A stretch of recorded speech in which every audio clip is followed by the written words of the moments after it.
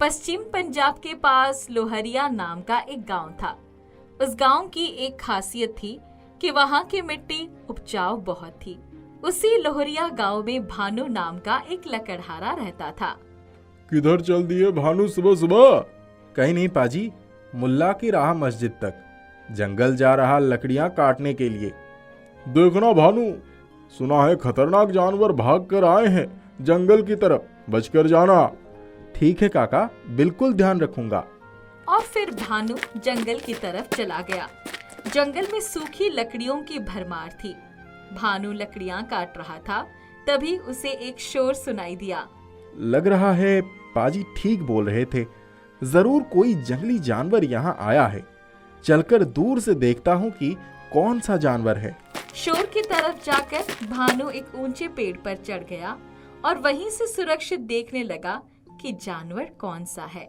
लगता है जानवर सो रहा है, पर यह कैसा जानवर है जो गुर्राटे लेता हो? चलकर देखता हूँ। पेड़ से थोड़ा नजदीक जाने पर भानु की आंखें दंग रह गई। वो एक नीले रंग का इंसान था। कौन हो तुम? कौन हो तुम, बोलो। मैं पिंकू हूँ, दूसरे ग्रह से आया हूँ। मुझे भूख लगी है, कुछ खाने को दो। यहाँ पर कैसे आ गए? मैं अंतरिक्ष में खेल रहा था, खेलते हुए वहीं सो गया। एक अंतरिक्ष यान में चिपक कर यहाँ पृथ्वी में आ गया। क्या खाते हो तुम? मैं कुछ भी खा लूंगा। अंतरिक्ष में कोई इंसान और जानवर नहीं है ना, और ना ही कोई पेड़ पौधा है। पृथ्वी में आकर मुझे भूख समझ आ रही है।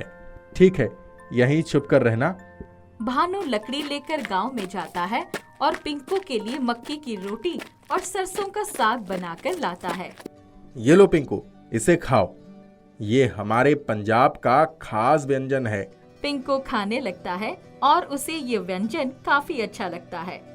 ये मुझे हमेशा खाना है। कैसे बनता है ये? मक्के को पीसकर रोटी बनती है, सरसों को उगाकर साग बनाते हैं। मक्का और सरसों चाहिए होता है इसको खाने के लिए। मुझे चाहिए, ये कैसे मिलेगा? जमीन में उगाना पड़ता है।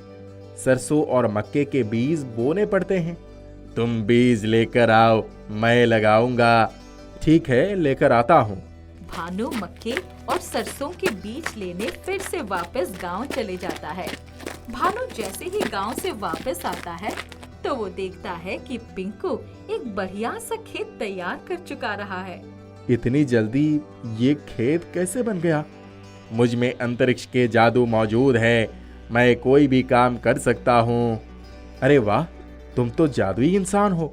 ये लो मक्के और सरसों के बीज। पिंकू ने वो बीज लेकर खेतों में छींट दिया और अपने हाथों से कुछ जादुई इशारा किया। ये सब मैं क्या देख रहा हूँ? मेरे गांव की मिट्टी उपजाऊ है, ये तो जानता हूँ, पर इतनी जल्दी फसल पैदा हो जाएगी ये बिल्कुल भी मालूम नहीं था। ये सब अंतरिक्ष के जादू का कमाल है। हो गई फसल तैयार, अब मुझे वो व्यंजन बनाना सिखाओ। भानु ने पिंकू के जादू की मदद से ही जल्दी जल्दी मक्के की रोटी और सरसों का साग तैयार कर लिया। अब कुछ अच्छा लग रहा है मुझे। क्या तुम इसे इतनी ही जल्दी से हमेशा बना लोगे? हाँ बिल्कुल, मैं अब ये व्यंजन सीधे जादू से भी पैदा कर सकता हूँ, क्योंकि मैंने इसे बनाते हुए शुरू से देख लिया है। तो क्या तुम जादू से ये मेरे लिए खूब सारे बना सकते हो? तुमने मेरी मदद की है, मैं तुम्हारे लिए कुछ भी करूँगा। भानु नजदीक शहर में एक बड़े से मक्के की रोटी और सरसों का साग बेचने वाली कंपनी से बात करता है बिक्री के लिए, और फिर वापस पिंकू के पास आता है। पिंकू, कहाँ हो दोस्त? ऊपर देखो, पेड़ पर, यहीं पर सोया था मैं। इन कागज के बर्तनों में 100 अलग अलग मक्के की रोटी और सरसों का साग बनाकर बंद कर दो। पहले एक बर्तन भर के दिखाओ तुम, मैं तभी इसे सीख और याद करूंगा। ठीक है, तुम अपने जादू से मक्के की रोटी और सरसों का साग बनाओ। मैं उसे एक बार तुम्हें बर्तन में बंद करके दिखाता हूँ। ठीक है, ये लो। भानु ने एक कागज के बर्तन में मक्के की रोटी को सरसों के साग के साथ बंद किया। उस पर सुंदर तरीके से लिखा जादुई खाना। बस इतना ही करना है। हाँ, बस इतना ही करना है। जल्दी से 99 और तैयार कर दो। पिंकू अपने अंतरिक्ष के जादू से 100 अलग अलग कागज के बर्तन में मक्की की रोटी और सरसों का साग बंद करके बर्तन पर जादुई खाना नाम लिखकर तैयार कर देता है। अब इस सारे बर्तन को अपने जादू से इस कंपनी के गोदाम में मेरे साथ पहुंचा दो। पिंकू ने जादू किया और सारे सामान के साथ चंद ही घंटों में भानु कंपनी पहुंच गया। आपके कहे अनुसार ये 100 बर्तन मक्के की रोटी और सरसों के साग तैयार करवा के आपके गोदाम में रखवा दिया है। अरे वाह, इतनी जल्दी तैयार भी कर लिए पूरा सामान। ये लो तुम्हारे कमाई के पैसे, साथ में अतिरिक्त भेंट भी इतनी जल्दी काम करने के लिए। शुक्रिया साहब। जादुई पिंकू और भानु की अच्छी दोस्ती हो गई थी। भानु सुंदर सुंदर पृथ्वी के हर आनंद से पिंकू को परिचय करवाता रहा। उसके लिए नए नए कपड़े खरीदने से लेकर नए नए उपहार देता रहा। पिंकू भी भानु की पूरी मदद करता रहा, उसे एक बड़ा आदमी बनाने के लिए। वक्त बीत रहा था। जादुई मक्के की रोटी और सरसों के साग का व्यवसाय खूब फल रहा था। भानु अब बड़ा कारोबारी बन गया था। उसके पास अब इतने पैसे आ गए थे कि इस बने बनाए कारोबार को पिंकू के बगैर भी जारी रख सके। एक दिन पिंकू को भानु ने रोते हुए सुना। क्या हुआ पिंकू, तुम क्यों रो रहे हो? मेरी उम्र हो चुकी है, मैं कल शाम के तीसरे पहर में समाप्त हो जाऊंगा। मैं समझ नहीं पाया तुम्हारी बात। हम अंतरिक्षवासियों को उम्र सीमित समय के लिए ही मिलती है। वो समय अब खत्म हो जाएगा कल तीसरे पहर में। पिंकू की बात सुनकर भानु भी रोने लग गया। दोनों एक दूसरे से जुदा होने की बात पर निराश बैठे थे चुपचाप। पिंकू, जब तुम नहीं रहोगे तो भी मैं तुम्हें अपने साथ जिंदा रखूंगा। वो कैसे दोस्त? तुम्हें इसी जमीन में मिलाकर उस पर एक सुंदर फूलों की बगिया अपने हाथों से बनाऊंगा। तुम्हारे नाम पर उस बगिए का नाम रखूंगा। तुम्हारे नाम के साथ तुम भी उस सुंदर फूलों की खुशबू के साथ इस हवा और मिट्टी में जिंदा रहोगे। मैं तुम्हें महसूस कर सकूंगा हमेशा। भानु की बातें सुनकर पिंकू मुस्कुराने लगा और अपने खत्म हो जाने का अफसोस भूल गया। सोलंकीपुर गांव में महेश अपनी पत्नी शीतल और अपनी इकलौती बेटी आलिया के साथ एक छोटी सी झोपड़ी में रहता था। महेश के पिता के मरने के बाद ही उसके बड़े भाई और भाभी ने उन्हें अपनी जायदाद से अलग कर दिया था, पर फिर भी महेश ने अपने भाई भाभी को कुछ न बोलते हुए उस छोटी सी झोपड़ी में रहने आ गया था। उनकी बेटी आलिया अब बड़ी हो चुकी थी। आलिया के लिए उसकी पिता महेश ने अपनी बेटी के योग्य वर ढूंढ लिया था। शीतल, एक खुशखबरी है। हमारी बेटी आलिया के लिए एक अच्छा रिश्ता आया है। मैं चाहता हूँ कि मेरी बेटी की शादी अच्छे घराने में हो जाए। बस मैं तो फिर गंगा नहा लूं। पापा, मैंने आपसे कितनी बार बोला है कि मुझे अभी शादी नहीं करनी। मैं आगे पढ़ना चाहती हूँ। मेरा बचपन से ही इंजीनियर बनने का शौक था और मैं अपने सपने को पूरा करना चाहती हूँ। पर बिटिया आलिया, लड़की वाले ने खुद अपने से इस शादी के लिए बोला है। लड़की वाले तुम्हें पसंद करते हैं और फिर न जाने दूसरे रिश्ता इससे अच्छा हो या ना हो, क्या पता। और बात रही तुम्हारी इंजीनियर बनने की, हमारे पास इतने पैसे ही कहाँ कि तुम्हें इंजीनियर की पढ़ाई करवा सके। हाँ बेटी, गरीबों की जिंदगी में बहुत सारी बाधाएं आती हैं और साथ ही साथ कभी कभार हमें अपनी इच्छाओं और अपनी सपनों को भी बांधकर नदी में फेंक देना पड़ता है। आलिया अपने माता पिता की बात सुनकर दुखी हो गई और दबे मन से शादी के लिए हाँ करके अपने कमरे में भागती हुई चली गई। कुछ दिन गुजर गए। फिर एक दिन जब महेश बाजार से अपने घर की ओर जा रहा था तो उसे रास्ते में एक साधु बेहोश पड़े मिला।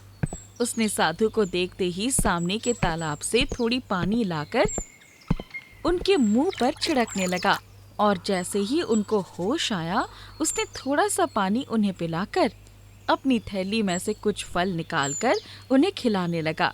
साधु महेश के इस बर्ताव को देख बहुत प्रसन्न हुए। महेश, तुम्हारी मेरी प्रति अटूट निष्ठा भाव को देखकर मैं बहुत मुग्ध हुआ हूँ। तुम्हारे जैसे अच्छा इंसान मैंने अपने जीवन काल में बहुत कम देखे हैं। सदा खुश रहो बेटा। आप सही सलामत हैं, यही मेरे लिए बहुत है। बेटा, मैं तुम्हें आशीर्वाद के स्वरूप कुछ देना चाहता हूँ। ये लो जादुई ब्लू बैंगन। इसे कोई साधारण ब्लू बैंगन समझने की गलती मत करना।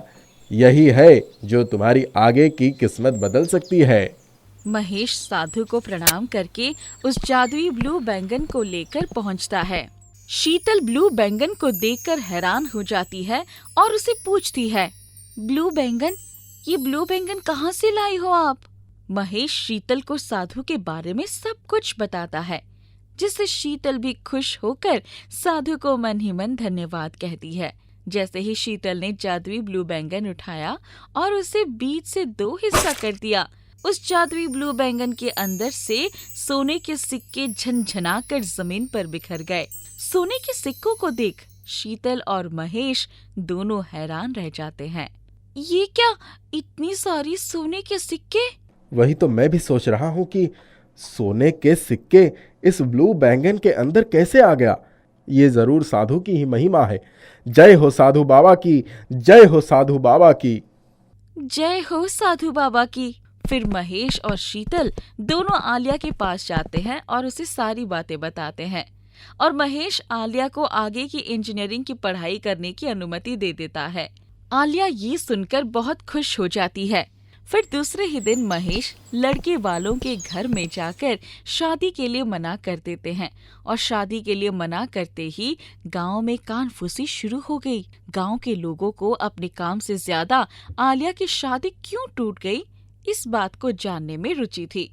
और इधर दूसरी ही दिन महेश, शीतल और आलिया तीनों शहर के लिए निकल पड़ते हैं। शहर में जाकर महेश अपनी बेटी आलिया को एक इंजीनियरिंग कॉलेज में एडमिशन करवाता है और फिर वही के पास में एक गर्ल्स हॉस्टल में जाता है। आलिया, ये गर्ल्स हॉस्टल है। तुम यहाँ पर बिल्कुल सुरक्षित हो। यहाँ पर रहकर तुम अपनी पढ़ाई अच्छे से करना, और हाँ, किसी भी चीज की अगर जरूरत हो तो हमें बोलना ना भूलना। जरूर पापा, आपने मेरे लिए इतना कुछ किया। बेटी आलिया, मैंने तो तुम्हारे लिए कुछ भी नहीं किया है। जो भी किया सब कुछ साधु बाबा की कृपा है। उन्होंने अपने चमत्कार से हमारे दुखों के दिन को सुख में बदल दिए। फिर दोनों माँ बेटी अपने गले मिलते हैं और फिर आलिया को गर्ल्स हॉस्टल में उसका सामान देकर महेश और शीतल रामपुर गांव लौट आते हैं। वो दोनों घर लौटे तो उन्होंने देखा उनकी जेठानी और बड़े भाई उनके घर के बाहर बैठकर उनका इंतजार कर रहे थे। अरे शीतल, तुम लोग कहाँ गए थे? और मैंने सुना कि आलिया की शादी भी टूट गई। लड़की वालों ने शादी से मना क्यों कर दिया? नहीं दीदी, लड़की वालों ने नहीं मना किया, हमने मना किया। हम चाहते थे कि आलिया अपने आगे इंजीनियरिंग की पढ़ाई पूरी करे, उसके बाद ही उसकी शादी करवाए। इसलिए आलिया के पापा सुबह सुबह लड़की वालों के घर में जाकर मना कर दिया। पर इंजीनियरिंग की पढ़ाई में तो बहुत खर्चा होगा। इतने सारे पैसे तुम कहाँ से भरोगे? भगवान की कृपा से जब अब तक सब कुछ ठीक रहा, मुझे यकीन है कि आगे भी सब कुछ ठीक ही होगा। महेश की ये बात सुन उसके बड़े भाई और भाभी को कुछ समझ नहीं आया, पर अचानक महेश की चाल ढाल बदलते देख उनके मन में शक का बीज उग गया था। फिर एक दिन शीतल की जेठानी ने उनके घर पर नजर रखना शुरू कर दिया, और एक दिन रात को उसकी जेठानी ने खिड़की से छुपकर शीतल के जादुई ब्लू बैंगन काटकर सोना निकालते हुए देख लिया। ये देखते ही चंपा हैरान हो गई और अगले दिन शीतल के बगीचे से एक जादुई ब्लू बैंगन चोरी करके उनके घर ले जाती है। जैसे ही चंपा ने जादुई ब्लू बैंगन काटा, आधा जादुई ब्लू बैंगन उसकी मुंह पर चिपक गया। वो उस जादुई ब्लू बैंगन को छुड़ाने की बहुत कोशिश करती रही, पर वो हिलने का नाम ही नहीं ले रहा था। जेठानी जोर जोर से चिल्लाने लगी। शीतल अपनी जेठानी के चिल्लाने की आवाज सुनकर भागकर उसके घर जाती है। शीतल उसकी जेठानी के मुंह पर जादुई ब्लू बैंगन चिपका हुआ देख हैरान हो जाती है और फट से भागकर जादुई ब्लू बैंगन को जैसे ही हाथ लगाती है, वो जादुई ब्लू बैंगन धड़ाम से नीचे जमीन पर गिर जाता है। उसकी जेठानी को अपनी गलती का एहसास हो चुका था। वो रोती हुई कहती है, शीतल, मुझे माफ कर दो, मुझे मेरी गलती का सजा मिल गई। मैंने चोरी छुपे तुम्हें एक जादुई ब्लू बैंगन से सोना निकालते हुए देख लिया था और मेरे मन में लालच आ गया। मुझे माफ कर दो शीतल बहन। कोई नहीं दीदी, आप मुझसे बड़ी है, आप मुझसे माफी मत मांगिए। आपको जादुई ब्लू बैंगन चाहिए था तो आप मुझसे कह देते, मैं आपके घर जादुई ब्लू बैंगन लेकर आ जाती। शीतल की बात सुनकर उसकी आंखों में आंसू आ जाते हैं और फिर दोनों एक दूसरे के गले मिल लेते हैं। कुछ सालों बाद आलिया इंजीनियरिंग कंप्लीट करके अपने घर वापस आ गई। अब उनके घर में पैसों की कोई कमी नहीं रही और कुछ महीनों बाद आलिया ने अपनी मम्मी पापा की सहमति लेकर अपनी पसंद के एक इंजीनियरिंग लड़के से शादी कर ली। भवानीपुर नामक गांव में नवीन राम नाम का एक दुकानदार रहता था।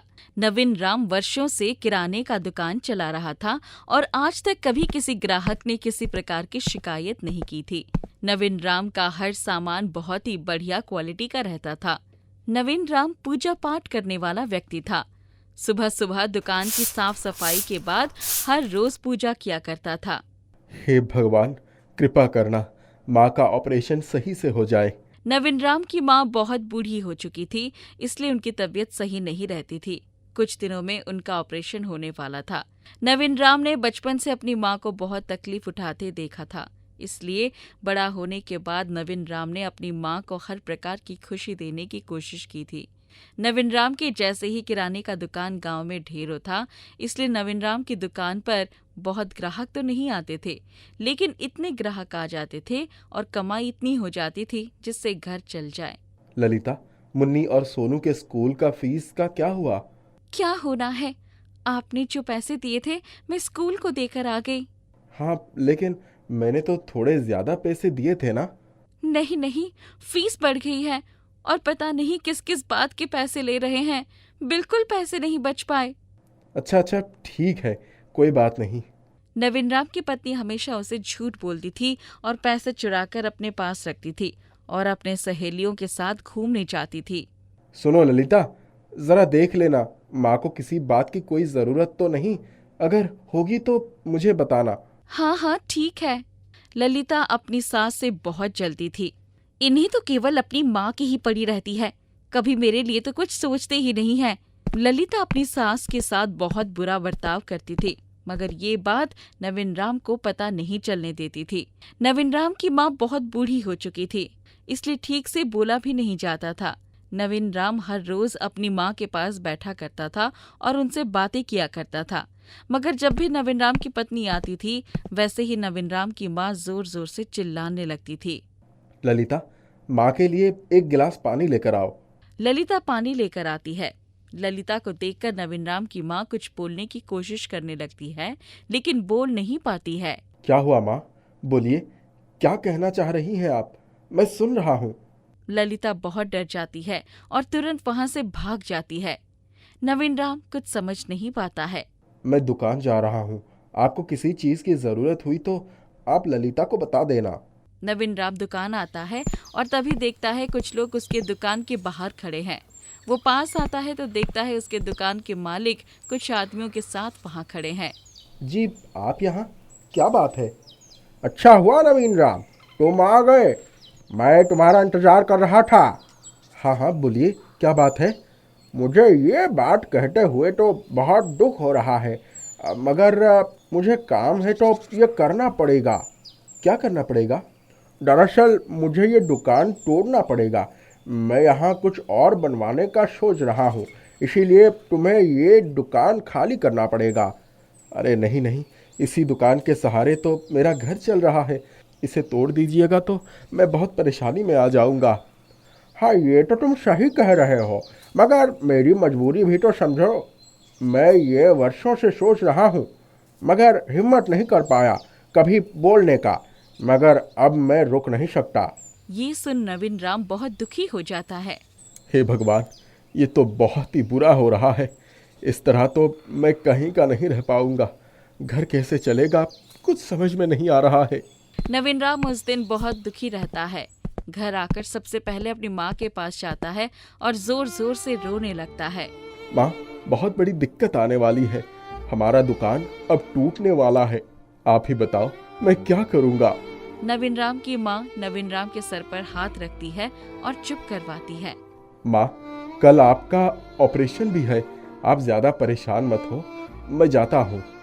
अगले दिन नवीन राम माँ को डॉक्टर के पास लेकर जाता है और ऑपरेशन करवाता है। जो भी पैसा नवीन राम ने बचा कर रखा था वो सब ऑपरेशन में लग जाता है। मगर खुशी की बात ये थी कि ऑपरेशन बहुत अच्छे से हो गया था।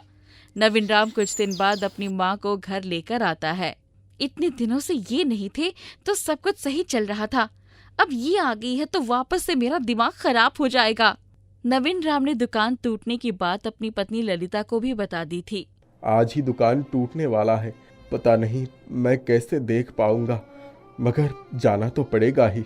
नवीन राम के सामने ही नवीन राम का दुकान तोड़ दिया जाता है। नवीन राम अपनी दुकान को टूटता देख बहुत रोता है। ये दुकान तो टूट गया, अब कौन सा नया काम शुरू करूंगा। नवीन राम का मालिक उसे देखकर कहता है, नवीन राम, मैं ये करना तो नहीं चाहता था, मगर तुम तो समझ ही रहे हो मुझे ये क्यों करना पड़ा है। हाँ, ये बात मैं समझ रहा हूँ।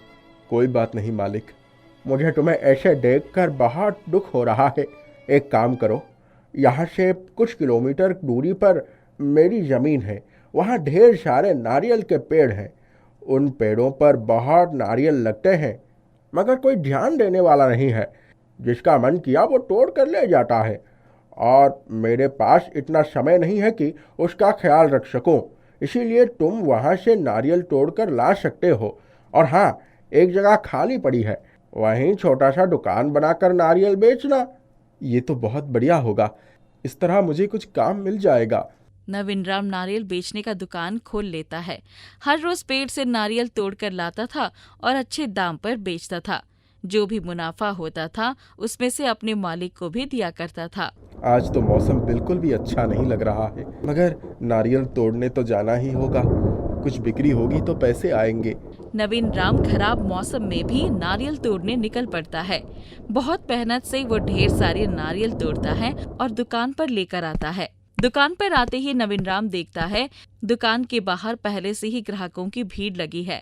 अच्छा हुआ आज मैं नारियल तोड़ने चला गया, वरना कितना बड़ा नुकसान हो जाता। नवीन राम एक एक करके सभी ग्राहकों को नारियल देता है। नारियल लेकर सभी ग्राहक चले जाते हैं। केवल एक नारियल बच गया था। अब तो केवल एक नारियल ही बचा है। अब इसे बेचने के लिए कितनी देर रुकूं? घर ले जाता हूँ, बच्चों को दे दूंगा, वो खा लेंगे। नवीन राम वो एक नारियल लेकर घर आता है। ललिता, आज एक नारियल बच गया है, इसे बच्चों को खिला देना। जैसे ही ललिता उस नारियल को खोलती है हैरान रह जाती है। सुनिए, इधर आइए और देखिए इसके अंदर क्या है। नवीन राम वहाँ आता है तो देखता है उस नारियल के अंदर नारियल की जगह सोना भरा हुआ है। ये देख दोनों हैरान रह जाते हैं। नवीन राम उस नारियल से सोना निकालता है। जैसे ही वो सोना निकाल देता है वो नारियल वापस सोना से भर जाता है। ललिता, ये तो जरूर कोई जादुई नारियल है। हाँ, लग तो यही रहा है। धीरे धीरे नवीन राम बहुत अमीर आदमी बन जाता है। बहुत ही बड़ा घर बना लेता है और गाड़ियां खरीद लेता है। नवीन राम अभी भी जो भी करता अपनी माँ से जरूर पूछता। ये सब देख ललिता को बहुत जलन होता था। एक दिन ललिता अपनी सास के ऊपर हाथ उठाने वाली थी, तभी नवीन राम वहाँ जाता है और सब कुछ देख लेता है। ललिता, ये तुम क्या कर रही हो? नवीन राम की माँ कुछ कहना चाह रही थी मगर कह नहीं पाती है। तभी नवीन राम के बच्चे वहाँ आते हैं और सारी सच्चाई बता देते हैं। मुझे माफ कर दीजिए, अब से मैं कुछ भी बुरा नहीं करूँगी, एकदम सुधर जाऊंगी। कृपया मुझे एक मौका दीजिए। जिस दिन मैंने तुम्हें कुछ गलत करते देख लिया, बस वही दिन तुम्हारा इस घर में आखिरी दिन होगा। ललिता बहुत डर जाती है और एकदम सुधर जाती है और अपनी सास से अच्छा बर्ताव करने लगती है और नवीन राम से किसी भी कभी भी बात के लिए झूठ नहीं बोला करती थी। पिंकी और शिवानी की माँ का देहांत हो गया था, जिसकी वजह से किशोर उन दोनों बहनों को अपने साथ अपने घर ले आया था। पर किशोर की बीवी सुमन को उन दोनों का वहाँ आना अच्छा नहीं लगा। माँ हमें छोड़कर क्यों चली गई? तू फिक्र क्यों करती है, मैं हूँ ना। रोना बंद करो मेरी बच्ची, अभी तुम्हारे मामा जिंदा हैं, तुम्हें कुछ नहीं होने देंगे। तुम दोनों तैयार हो जाओ, मैं तुम्हें अपने साथ लेकर जाऊंगा। मैं अपनी बहन की निशानी को इस तरह से परेशान होते हुए नहीं देख सकता। नहीं मामा जी, हम आपके साथ नहीं जा सकते, क्योंकि यहाँ हमारी माँ की यादें हैं। भावनाओं में बहकर फैसला मत करो, तुम दोनों का यहाँ अकेला रहना सही नहीं है। चलो मेरे साथ, चलो। किशोर उन्हें अपने साथ लेकर आ जाता है। दरवाजे की घंटी बजाता है और सुमन बाहर आती है। आ गए तुम? खुद तो आए ठीक है, पर इन दोनों लड़कियों को क्यों लेकर आए हो? मेरी बहन के जाने के बाद उनका इस दुनिया में कोई नहीं है। अब ये मेरे साथ ही रहेंगे इस घर में। मेरा घर गैया धर्मशाला है जो हर कोई यहाँ पर रहने के लिए आ जाएगा। तुम्हारी बहन जब तक जिंदा थी तो वो आती थी, चलो कोई बात नहीं, पर अब उसके जाने के बाद अब ये लड़कियां आ गई। मैं पूरा वक्त इन दोनों लड़कियों को नहीं झेल सकती। पता भी है महंगाई कितनी होती जा रही है। हमारा पूरा पड़ता नहीं है, इन दोनों लड़कियों के खर्च कौन उठाएगा? चुप हो जाओ भाग्यवान, मेरी बहन मेरी माँ के समान थी, वो मुझे बहुत प्यार करती थी। अब उसके बाद इन दोनों बच्चियों की जिम्मेदारी मेरी है। सुमन वहाँ से मुंह बनाकर चली जाती है। पूजा और शिवानी को ये बातें अच्छी नहीं लगती, पर वो कर भी क्या सकती थी, इसलिए दोनों चुपचाप अंदर जाकर रहने लगती है। पर जब उसके मामा वहाँ से चले जाते हैं तो सुमन उसके सामने गुस्से में आकर खड़ी होकर कहती है, मामा की मेहरबानी से तुम लोग इस घर में रह सकती हो, पर उसके लिए तुम्हें काम करना होगा। मुफ्त में खाना नहीं मिलेगा, काम करोगी तो खाना मिलेगा और रहने के लिए छत मिलेगी, नहीं तो तुम्हें घर से निकालने में मुझे जरा सी भी वक्त नहीं लगेगा। मामी आप बिल्कुल फिक्र ना करें, हम आपका सारा काम कर देंगे, पर प्लीज हमें इस घर से मत निकालिएगा, हमारे इस दुनिया में कोई नहीं है। दोनों बहनें रोना शुरू कर देती है। सुमन उनको रोता हुआ छोड़कर वहीं से चली जाती है। किशोर को किसी कारण बाहर जाना पड़ता है और वो 2-3 दिन बाद वापस आने वाला था। सुमन को यही मौका चाहिए था। दोनों बहनों को इस घर से निकालने का इससे अच्छा मौका और कहाँ मिलेगा। मैं कुछ ऐसा दिमाग दौड़ाती हूँ जिससे सांप भी मर जाए और लाठी भी ना टूटे। सुमन उन दोनों को बहुत परेशान करना शुरू कर देती है। वो उनको बात बात पर मारना और डांटना शुरू कर देती है, जिसकी वजह से दोनों बहनें बहुत परेशान हो जाती है। एक बार सुमन उनको गोलगप्पे बनाने के लिए कहती है, पर मामी हमें तो गोलगप्पे बनाना नहीं आता। अगर नहीं बनाने आते तो मुझे नहीं पता, कहीं से भी लेकर आओ। पिंकी बाजार से सुमन के लिए गोलगप्पे लेकर आती है। सुमन प्लेट भरकर गोलगप्पे खाना शुरू कर देती है। दोनों बहनें उसका मुंह ताकती रह जाती है। शिवानी का गोलगप्पा खाने का बहुत मन करता है, पर वो सुमन से नहीं कह पाती। दीदी मेरा भी बहुत मन कर रहा है गोलगप्पे खाने का। अगर मामी के पास से गोलगप्पा बचा तो वो तू खा लेना। अभी अगर मामी से मांगेंगे तो मामी बहुत गुस्सा होगी। जब 2 गोलगप्पे बचते हैं तो पिंकी सुमन के पास ले जाकर गोलगप्पे मांगती है।